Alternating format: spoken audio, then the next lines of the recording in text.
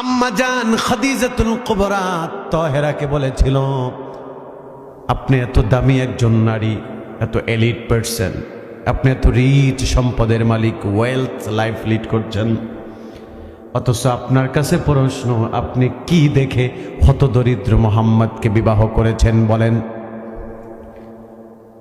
আবু জাহেল এই কথা বলাতে আম্মা জান খাদিজাতুল কুবরা তাহেরা চোখের পানি ছেড়ে দিয়ে বলল, আবু জাহেল, জবাবটা তোমার একার সাথে দিব না, তোমার সঙ্গবঙ্গ যা আছে সব ডাকো। ডাকছে, ডাকার পরে বলল, আমার 3টা প্রশ্নের জবাব তোমরা দিবা, তোমাদের গুরুত্বপূর্ণ প্রশ্নের জবাব আমি দিব। 1 নম্বরে আম্মা জান বলল, বলো তো দেখি, বলো এই আরবের ভিতরে সব থেকে উৎকৃষ্ট চরিত্রের যুবকটাকে? আবু জাহেল, উতবা, শাইবা, ওয়ালিদ ইবনে মুগিরা সবাই এক জায়গায় দাঁড়ানো।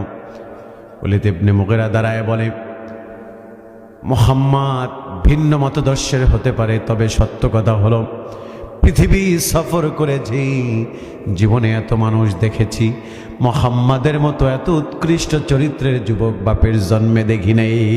সুবহানাল্লাহ। আম্মা জান বলল, জবাবটা তোমরাই দিলা, তাহলে এত উৎকৃষ্ট চরিত্রের যুবক ছাড়া আমি কাকে বিবাহ করব? সুবহানাল্লাহ। 2 নম্বরে প্রশ্ন করা হলো, বলো তো দেখি গো, এই আরবের ভিতরে সব থেকে সুদর্শন পুরুষ কে? এই কথা বলার সঙ্গে সঙ্গে ওই ওয়ালিদ ইবনে মুগিরা জবাব দিল যে, হারে, জীবনে এত সুন্দর মানুষ দেখেছি, জীবনে এত সুন্দর মানুষের গল্প শুনেছি, কিন্তু মুহাম্মদ এত সুন্দর চেহারা, মনে হয় আকাশে পূর্ণিমার চাঁদ যেন মাটিতে নাইমা গড়ায় গড়ায় আগাচ্ছে। সুবহানাল্লাহ। আম্মা জান কান্না করছে, বলল, এত সুন্দর চেহারার সুদর্শন যুবক ছাড়া কাকে বিবাহ করব? 3 নম্বরে প্রশ্ন করা হলো, বলো তো দেখি, বলো হে কাফেরেরা, বলো সব থেকে উঁচু বংশের যুবকটাকে? আবু জাহেল নিজেই বলল, খাদিজা শোনেন, সব থেকে উৎকৃষ্ট বংশ হলো আমাদের বংশ, আর এই বংশ থেকেই আমার ভাতিজা মুহাম্মদ।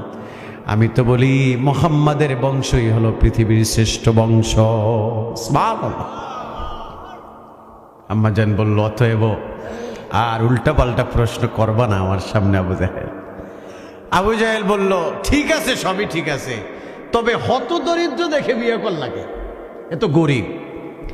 আম্মা জান সঙ্গে সঙ্গে আসল দিয়া চোখের পানি মুছে আম্মা জান সঙ্গে সঙ্গে বলল, তোমাদেরকে সামনে রেখে, আল্লাহকে সাক্ষী রেখে, এই মুহূর্তে আমার স্থাবর অস্থাবর যা আছে সব আমি আল্লাহর হাবিবের কদমে, আল্লাহর হাবিবের নুরানি কদমে হাদিয়া দিয়া দিলাম। সুবহানাল্লাহ। এখন আরবের শ্রেষ্ঠ ধনী মুহাম্মদ সাল্লাল্লাহু আলাইহি ওয়াসাল্লামের স্ত্রীর জন্য মায়া ছিল হুজুরের। কথায় কথা চলে আসে, মায়া ছিল প্রচন্ড। 25 বছর সংসার করছে হুজুরের। কয় বছর আব্বা? কতক্ষণ? 25 বছর সংসার করছে। এর ভিতরে আবার 3 বছর জেল খাটছে শিয়াবে আবু তালিবে। আম্মা জান রাসূলুল্লাহর সঙ্গে। সুবহানাল্লাহ। আল্লাহর হাবিবকে যখন ধরে নিয়ে যায়, আম্মা জান কাফেরদেরকে বলছে, তোমরা রাসূলুল্লাহকে নিও না, একা থাকতে পারে না, আমাকে ছাড়া হুজুর থাকতে পারবে না, হুজুরের কষ্ট হবে, হুজুর প্রচন্ড একাকিত্ব ফিল করবে আমাকে ছাড়া, হুজুরকে জেলখানায় নিলে আমাকেও নেয়। আম্মা জান হুজুরের সঙ্গে 3 বছর জেল খেটছে। সুবহানাল্লাহ। আল্লাহর হাবিব দোয়া করতেন আম্মা জানের জন্য। কথায় কথা চলে আসে, আল্লাহর হাবিব দোয়া করতেন, রুজিকতু হুব্বান, পৃথিবীতে আমার রিজিক হলো আমার খাদিজা। সুবহানাল্লাহ। আল্লাহর হাবিব নবীজি একদিন কবরে জিয়ারত করতেছে আর কান্না করছে, আয় আল্লাহ, কিয়ামতের ময়দানে আমি যেন আমার খাদিজাকে ভুলে না যাই। আল্লাহু আকবার। আম্মা জান আয়েশা রাদিয়াল্লাহু তাআলা আনহা তিনি একদিন হুজুরকে বলছেন, হুজুর আমি কি দেখতে অসুন্দর? কয় না। কয় আমি কি রূপবতী না? কয় হ্যাঁ। বললো আমি কি আমার কি এলেম কালাম নাই? কয় আছে। কয় আমার কি বংশ ঠিক আছে না? কয় আছে।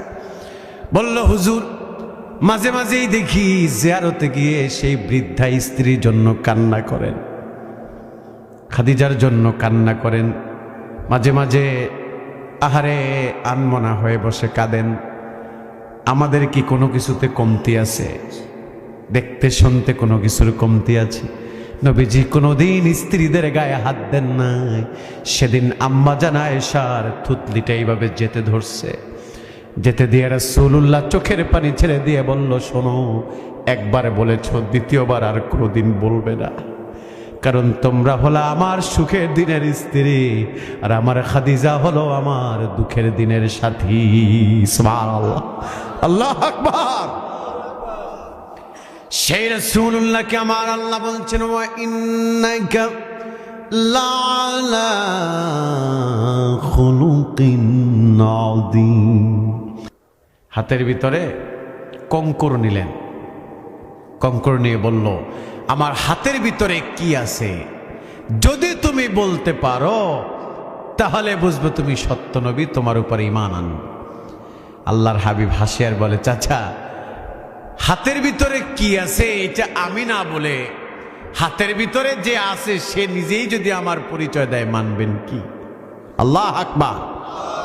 আবু জাহেল বললেন নাম, হ্যাঁ মান। আল্লাহর হাবিব বললেন মান আনা।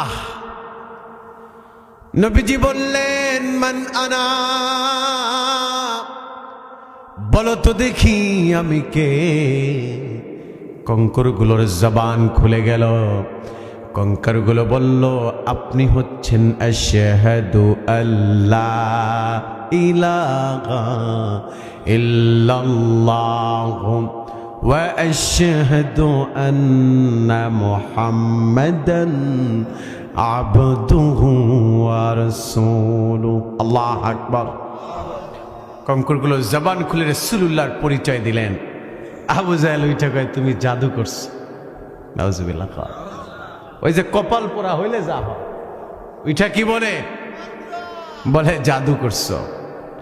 নূর নবীজি সাল্লাল্লাহু আলাইহি ওয়াসাল্লাম এমন একজন পয়গম্বর, তাকে একবার দেখেছে তো বেদিনরা ঈমান এনেছে, ঠিক কিনা বলেন? আর যাদের কপাল খারাপ তারা হাজারবার দেখেও ঈমান আনতে পারে নাই। একজন বেদিন এসে আল্লাহর হাবিবের কদমে এসে বললেন, ওই যে খেজুর গাছ দেখা যায়, আপনি যদি খেজুর গাছের সাথে কথা বলতে পারেন তাহলে বুঝবো আপনি সত্য নবী। আল্লাহু আকবার। আল্লাহর হাবিব বললেন, আমি খেজুর গাছের কাছে গিয়ে কথা বলা লাগবে না।